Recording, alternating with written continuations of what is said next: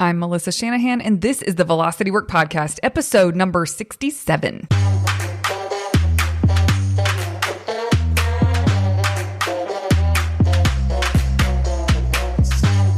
This podcast is for attorneys who are running their own firms. We explore tactics, tools, and stories related to pushing past simply lawyering well and into building a successful firm.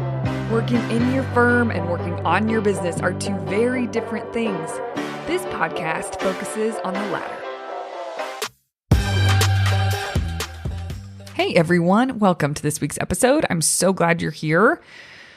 I am sitting down today to record this very important episode, probably one of the most important podcasts I will have recorded to date.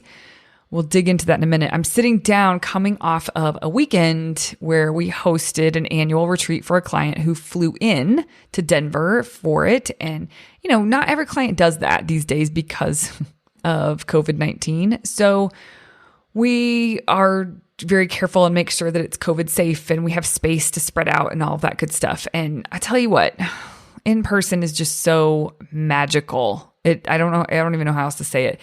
Virtual, when I facilitate these virtually, it's still the same knowledge that comes out. It's the same plan, right, that gets put into place. There isn't anything different about what the outcome of the retreat, but the feeling during the retreat is so different in person than it is virtually. You just can't get the same vibe. The client this weekend said, man, this feels like a war room for my firm. I'm like, that's exactly what this is. That's such a good way to put it. And you don't get that vibe of a war room for your firm when it's virtual. You still get awesome things out of that retreat in the virtual. But it's about the feeling during it that is sacrificed when the client decides virtual over being in person. And yeah, to each their own, and there's no wrong decision. And for safety reasons, I get it. People are staying in, but when it feels right to the client to travel to come be in person, it's pretty incredible. And man, let me just tell you, in all transparency, this little section right here that I'm getting ready to say to you, I have recorded probably 7 times already and I've deleted it because I can't quite find the right words. But this is the last time I'm going to record this little section because it's getting ridiculous.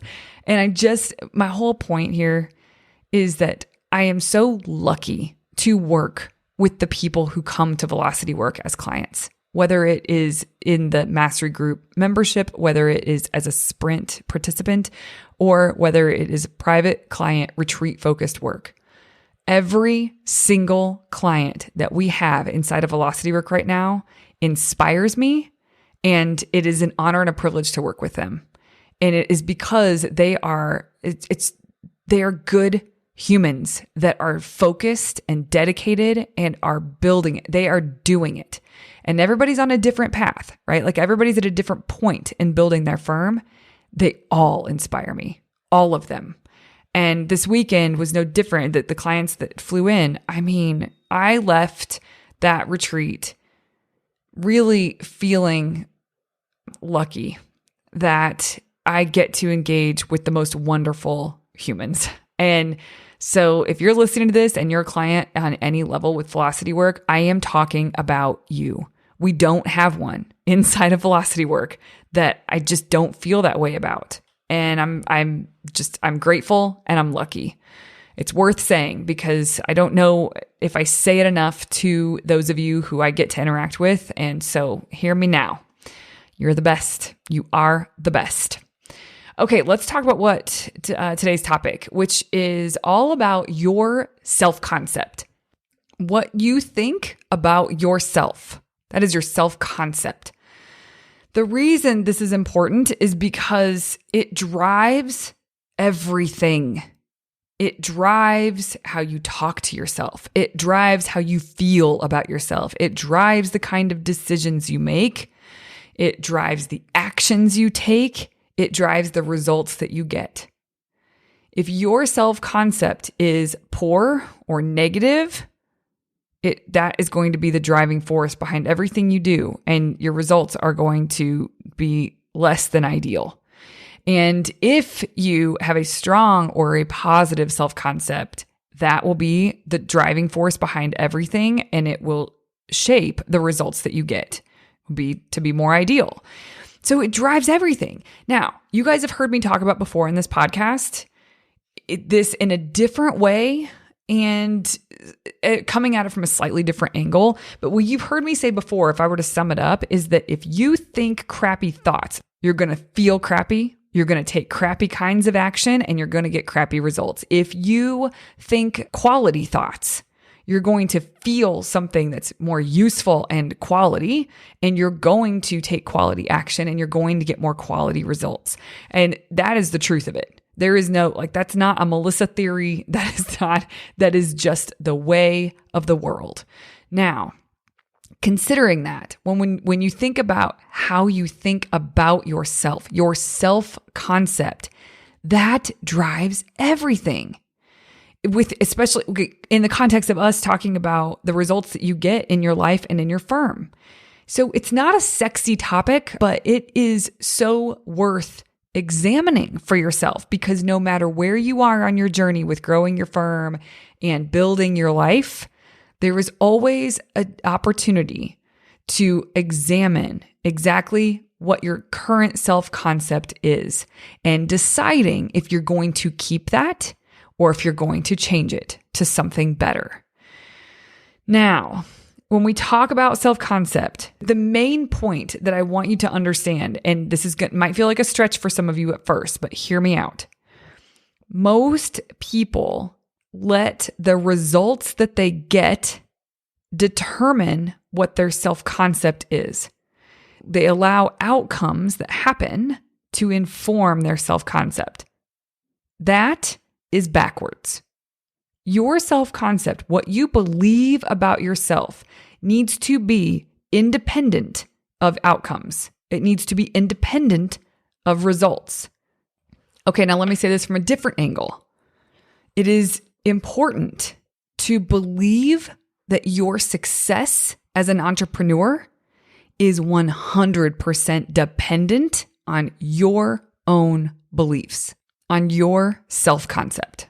Now, most of the time, because we're human and this is what happens, we tend to look at our past experiences and our previous entrepreneurship journey, and we allow that to determine our self-concept, our present self-concept.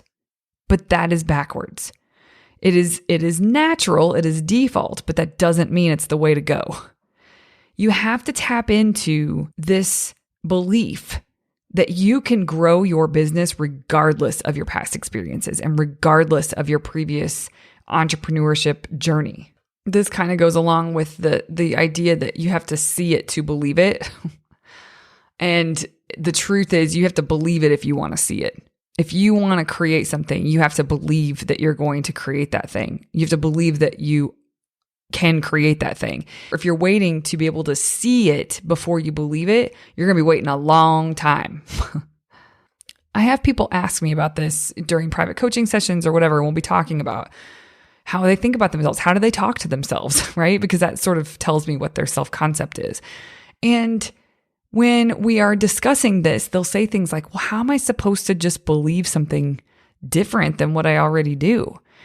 And this is such a good question. And it's an honest question. And it's a necessary question if this is where you are, is because, and I don't have judgment on it. I know exactly what it feels like to be in that spot where you're like, how am I just supposed to make that leap in terms of belief about myself?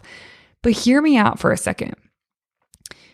Your job is to make sure that you create the belief about yourself on your own. You don't allow, as we've said before, an outcome or a result or your past experiences at all to dictate what your current self-concept is. That is a waste of time. It is natural. It is a default. I get it. But wake up. It's time to wake up and to see that you have control over this. You can choose to believe something different on your own. You don't need permission from anyone. And it's like when you kind of understand finally that your thoughts and your beliefs about yourself are optional. You can believe anything you want. And so With that in mind, choose something that is strong and positive. That's my advice. Now, when you first do this, and we'll get into like some examples here in a second. When you first do this, it's almost like trying on a shirt that doesn't feel like it fits right. Like it's almost like you step in and out of this. You're saying like, I believe this about myself. This is my strong self-concept. There's going to be moments where you don't feel it, and there's going to be moments where you do. And that's a part of the practice of really adopting a different self-concept or a new self-concept. It's not typically like a light switch where you snap your fingers and you're like, I'm going to think this way about myself now, and it just sticks for good. Sometimes it is, though. It depends on how ready the person is that's doing this work. But it's not about like flipping a switch. It's about understanding and having awareness of what your self-concept is and deliberately stepping into a new self-concept, an improved self-concept, a stronger self-concept. And when I say you need to create the belief on your own, don't look outside of yourself to figure out what you should believe about yourself. When you do it on your own, then it's much stronger and it will carry you towards the end game that you want much more quickly and with way less drama.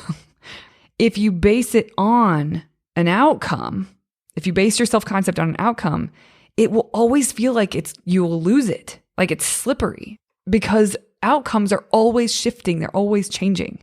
Results are always shifting. They're always changing. Success, whatever that looks like for you, however you define success, it is not a linear path. It is not a linear journey. And so, because there's highs and there's lows on the way to success.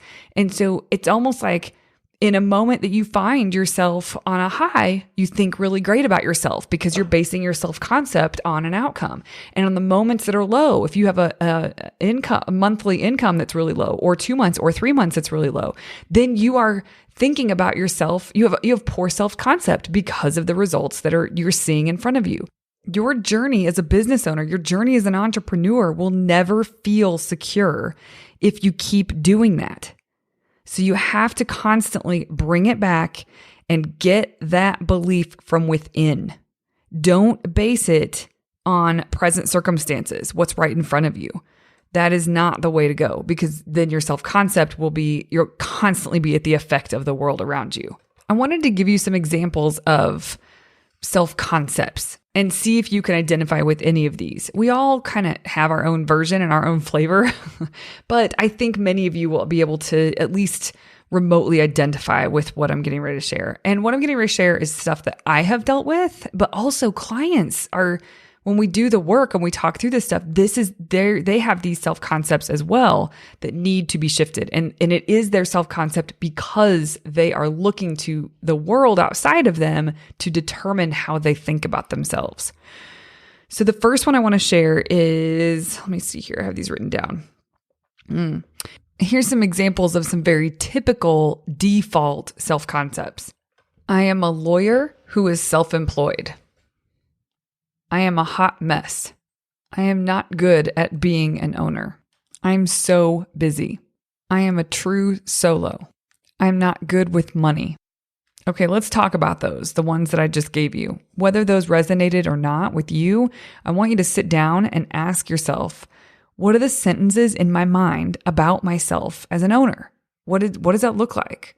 What is your self-concept? Now, with the ones that I just read you, the reason I want to go through these is because some of you may have heard one of those and you're like, why is that negative? It just is a fact. But here's the thing. You get to believe anything you want to believe about yourself. And the more that you believe something strong and positive, the faster you will get to whatever your definition of success is, because you will live into it.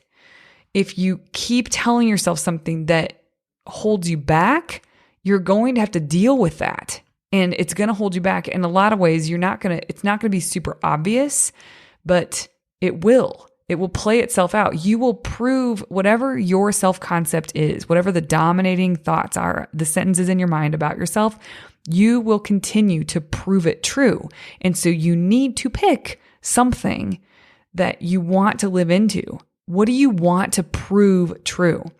So the examples I just gave you, The first one was about, I'm a lawyer who is self-employed. Is that quality enough? Because when you think of yourself as just an attorney who happens to be self-employed, how about you flip that and say, it could be something along the lines, which is a lot better to live into. I am an entrepreneur who happens to have a law degree, or I'm an entrepreneur who happens to practice law. If entrepreneur feels like too big of a stretch, you can say, I am a business owner who happens to be an attorney. Is better and something that you can live forward into, that opens you up to something different than I am a lawyer who's self-employed. That is very constricting and very constraining. So that's one way I want you to see that these things are subtle, but they matter. And people don't stop to examine this and have a look, but those who do always speed up faster. They always get to where they want to go more quickly. And it's not about being in a hurry. It's just about like trimming the fat off of the journey, so to speak. Trust me, you'll have plenty of lessons to learn, even with a great self-concept. So it's not that you get to it's not like waving a magic wand and landing somewhere. There's still a journey that's going to be present with a lot of challenges and barriers that you have to overcome, but you will make decisions and overcome those things from a much different place with a self-concept of, I'm a business owner who happens to be a lawyer versus I'm a lawyer who's self-employed. You will have a different approach. You will have a different way of thinking. You will have a different way of feeling. You'll make better decisions. You'll get better results. Okay. The second one I said was, I am a hot mess. I think we can all see where that's not helpful. And so evaluating that and deciding that like you're done, be done calling yourself a hot mess. This is one that I went through where, as a business owner, there's so much in front of you. There's so many things you have to think about and that weigh on you that there are to do to keep growing the business. And so it's very easy if there's a sense of chaos and you don't feel like you're keeping up with it perfectly, it's very easy to think I'm a hot mess. And I've talked to many of you who've actually said those words to me, and I can identify with that, but it's not useful. The next one, I'm not good at being an owner. I think we can all see where that may be something that's sort of a default, but you get to choose how you think about yourself as an owner. So choose something that's better quality. The other one was, I'm so busy. That's not helpful. Some people are like, well, that's just a fact.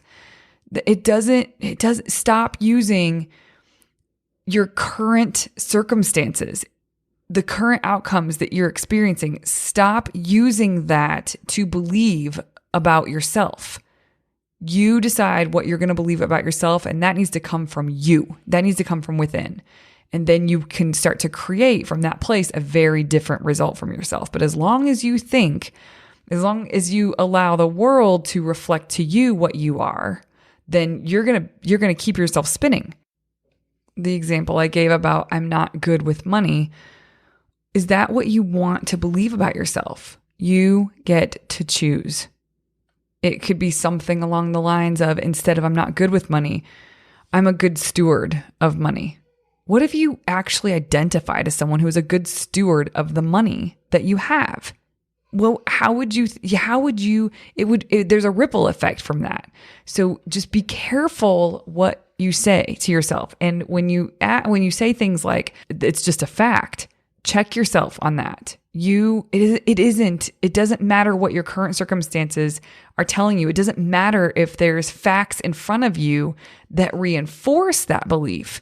You still get to choose what you believe about yourself. You get to choose your self-concept. And when you choose a better one, things change. Oh, another way to think about this, or another example that I can give you, is when I hear people use the word hope or the word try, I know that their self-concept is poor. So for example, I hope I can lead my firm to more success. And they will even say it with confidence. I hope I can lead my firm with more success. Like they'll say it with conviction. But the truth is that's very telling about what their self-concept is, because there's another kind of person and their self-concept. They could have the same exact circumstances, guys, same exact revenue, same everything. But that there is this version of a person who says, I know I can lead my firm to success. That's different. And even if it's like, sometimes it feels true and sometimes it doesn't, deliberately adopting that self-concept, you end up spending more time in that than in the old default way. But it has to be deliberate and it has to be intentional. So I know I can lead my firm to success, or I know ... fill in the blanks, instead of I hope ... Another one is trying versus doing. People say, I'm trying to lead my firm to success, or I'm trying to figure this out, or I'm trying to get better, or I'm trying to increase my revenue. That is so telling what their self-concept is, instead of I am basically the version of doing it. I'm leading my firm to more growth. I'm generating the revenue that I need to.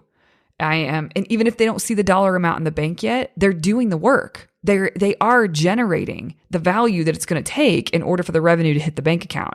So it's not like I'm trying to get more revenue. No, you're doing it. You're doing the work.